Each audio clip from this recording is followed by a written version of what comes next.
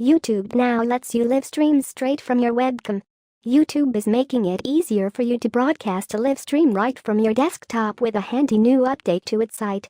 Instead of fiddling with an encoder app, you'll only need Chrome and a webcam. YouTube also notes that it'll soon support other browsers and also add support for live streaming straight from your phone's camera app. The feature will arrive on select handsets from Asus, LG, Motorola, Nokia, and Samsung. YouTube wants to ruin music videos and get you to pay for its upcoming streaming service. YouTube wants a larger piece of the streaming music pie than it's currently earned, so it's come up with an audacious plan that you're going to hate, and it involves more ads. In an interview at SXSW, YouTube's global head of music, Lyer Cohen, said that people who listen to plenty of music on the platform will encounter more ads between tracks. The idea is to annoy users by bombarding them with ads so that they consider subscribing to the upcoming music service it's working on. Cryptojacking rates increased by 85 times in Q4 2017 as Bitcoin prices spiked, report. Instances of computers hijacked to mine cryptocurrency, a practice known as cryptojacking, rose 8,500% in the final quarter of 2017. According to a new report by Symantec Intelligence and CE% Fistra 23 cybersecurity threat. Symantec report tracks the rise of cryptojacking and explains that its rise is partly due to easy-to-operate coin mining apps with a low barrier to entry only requiring a couple lines of code to operate, which many have picked up as a way of cashing in on the cryptocurrency craze. Last year, Showtime's website secretly mined user CPU from Monero, which has a more mining-friendly hashing algorithm than Bitcoin. Mark Zuckerberg apologizes for the Cambridge Analytica scandal. Mark Zuckerberg apologized on Wednesday evening for his company's handling of the Cambridge Analytica privacy scandal. Zuckerberg's comments reflected the first time he apologized following an uproar over how Facebook allowed third-party developers to access user data. Other highlights of Zuckerberg's interviews: he told multiple outlets that he would be willing to testify before Congress. This is the dashcam footage of the fatal Uber self-driving car accident. Tempe police today released footage of the self-driving car crash that cost a woman her life. The police report notes that the vehicle involved, one of Uber's self-driving Volvo XC90 SUVs, was in autonomous mode when the crash occurred. The footage answers some questions while raising others.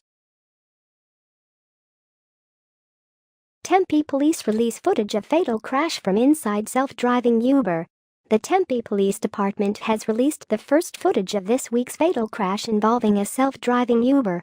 Two angles of the crash, one facing out at the road and one facing in at the Uber safety driver, were compiled into a 22-second video that was released on the Tempe Police's Twitter account Wednesday night.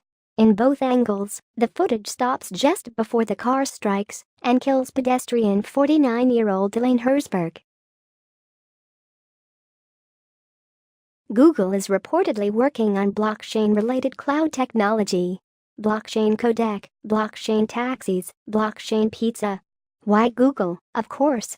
It could also differentiate Google from some of its competition in the cloud space. YouTube is banning gun videos. Now they're reappearing on Pornhub. YouTube today updated its policies on videos containing firearm and firearm modifications, banning demo videos, how-tos, and anything containing links to sites that sell guns. Needless to say, the gun enthusiast community on the site is not taking happy about it, and some are starting to find unconventional new hosts for their content. The community is already starting to feel the pressure, as several channels are seeing videos disappear, according to Motherboard.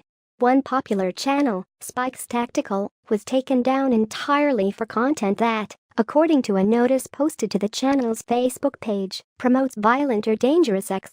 The channel has since been reinstated, and YouTube told Bloomberg the takedown was a mistake. Google is adopting blockchain-like technology. Google is planning to adopt a blockchain-like ledger system. People familiar with the situation told Bloomberg that Google will use the tech, the report states, as a means of differentiating its cloud business from rivals. The company would also supposedly license the ledger system so that other companies could run it on their own servers. Twitter's chief information security officer is leaving the company. Twitter's chief information security officer is leaving the company, sources familiar with the matter have told The Verge. Michael Coates, who joined the company in January 2015, is quitting to start his own company, sources said. Twitter has been an amazing ride, but as I mentioned internally a few weeks back, my time is coming to an end. The OnePlus 6 may cost $749 in the 256GB option. Just a few weeks ago, a leak gave us our first idea of what the OnePlus 6 might look like. Today, another leak is giving us a clearer idea of what specs the device might ship with, as well as what it might cost. According to a post on Weibo, a Chinese microblogging site, the OnePlus 6 will feature a 6.2-inch screen, a Snapdragon 845, 8GB of RAM, up 256GB of storage, 64 and 128GB versions are possible. Facebook will limit developers' access to account data. In the wake of the Cambridge Analytica scandal, Facebook has announced further limits it will be placing on apps that gain access to your account. Developers will now receive less information in the first place. They'll be cut off from access when people stop using their app, and they'll have to get Facebook's approval to access more detailed information. It's not clear how robust of a process this will be, and it's not clear if Facebook intends to run audits to ensure compliance with privacy measures as it failed to in the Cambridge Analytica situation, but it's a start to preventing user data from being needlessly spread around. Mark Zuckerberg responds to the Cambridge Analytica scandal. Facebook's been having a rough week, as news broke recently of a misuse of data it provided to data analysis firm Cambridge Analytica. After days of relative silence from his company, Facebook CEO Mark Zuckerberg has responded to the scandal. I've been working to understand exactly what happened and how to make sure this doesn't happen again. Alexander Kogan was able to access data was because he created his app before the company limited access to customer data in 2014, and, allegedly, no app made after that point could have access to the same amount of data. A psychologist explains how to beat social anxiety. Riffing on that frustrating exchange, clinical psychologist Ellen Hendrickson has written a book that she hopes will answer the question the anxious person usually asks in return: how? Hendrickson received her doctorate from UCLA and today works at Boston University's Center for Anxiety and Related Disorders. She is the author of How to Be Yourself, Quiet Your Inner Critic and Rise Above Social Anxiety, out last week from Street. Killer robots. Cambridge Analytica and Facebook show us the real danger of AI. We were warned, time and time again, by one expert after another. AI doesn't play fair, it can't make moral decisions, and it relies entirely on humans for ethics. The company's success is no more admirable than a serial killer's body count. MIT's newest robot swims with the fishes. Researchers at MIT today revealed their fishiest project yet, a swimming robot.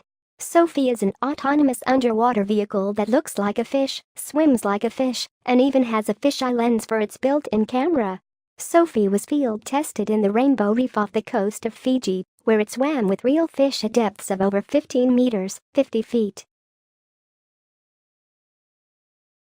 Pablo Escobar's brother has launched his own cryptocurrency, Diet Bitcoin. It appears that Roberto Escobar, the biological brother of notorious drug lord Pablo Escobar, has launched his own cryptocurrency, Diet Bitcoin, DDX. A hard fork of the Bitcoin network, the new currency promises to offer a faster and lighter alternative to Bitcoin. The Diet Bitcoin website says the total supply of 1 million DDX will be split in 3 separate token sales. 300,000 DDX will be sold at $50, currently discounted to $2. Another 300,000 will go for $100 a coin, and the remaining 400,000 will be priced at $1,000. The world will have a single currency by 2028, and it will be Bitcoin, says Twitter CEO. Jack Dorsey, CEO of Twitter, has said that Bitcoin will become the world's single currency within the next 10 years. Dorsey's other venture, Square, has been pro-cryptocurrency from the start. It's slow and it's costly, but as more and more people have it, those things go away. What happens when an algorithm cuts your healthcare? For most of her life, Tammy Dobbs, who has cerebral palsy, relied on her family in Missouri for care. Tammy Dobbs says she went ballistic on the woman. Other people around the state were also struggling to understand the often drastic changes. Toxic management cost an award-winning game studio its best developers. The win was a huge coup for its relatively small developer, Telltale Games. To more than a dozen current and former developers at Telltale for this story, many of whom requested anonymity for fear of retribution from current, and although some of the problems were specific to Telltale and its management, many of the developers' troubles were emblematic of the unsustainable and erratic development practices that plague the video game industry at large. Rodkin and Vonneman developed a reputation as personalities strong enough to challenge the founders on creative decisions, and pushed over and over again to create the game the way that they wanted, says a source familiar with the project.